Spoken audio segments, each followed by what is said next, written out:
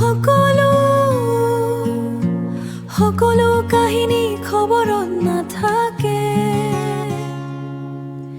কিছুমান মানুহ নীৰৱে ইতিহাস লিখি যাইছিল অভয়াপুৰীৰ সেউজ পথাৰে এগৰাকী নাৰী আগুৱাই যায় এফালে মাতৃত্বৰ মৰম বুকুত আনফালে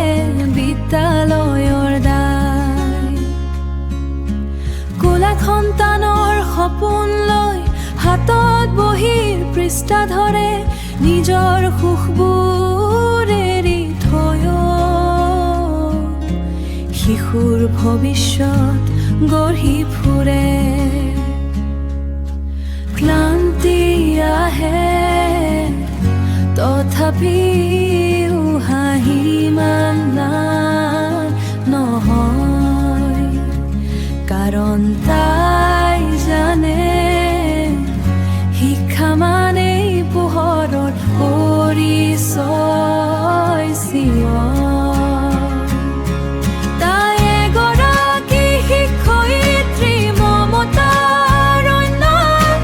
নিজৰ জীৱন জ্বলাই জ্বলাই বিলাই দিয়ে জ্ঞানৰ ঘণ্টা এগৰাকী মা তাই এগৰাকী মা তাই এগৰাকী শক্তি এখন সমাজ আগুৱাই নিয়ে তাই নীৰৱ ত্যাগৰ ভক্তিৰ বিদ্যালয়ৰ সেই সৰু কোঠাত কিমান সপোন উৰি ফুৰে তাইৰ কোমল মাতৰ মাজত নতুন ভৱিষ্যত গঢ়ি উঠে শিশুৰ হাঁহি তাইৰ সুখ চকুৰ পানী সাহস লুকাই নিজৰ দুখবোৰ নকয় কেতিয়া আনৰ জীৱনত ৰং সিঁচাই এই পৃথিৱী চলি থাকে এনেকুৱা মানুহৰ বাবে যিয়ে নিজৰ ভাগৰ পাহৰি যায় আনৰ হাঁহিৰ আশাতে হেলাম জনাও সেই সকলো মমতাৰে ভৰা শিক্ষয়িত্ৰী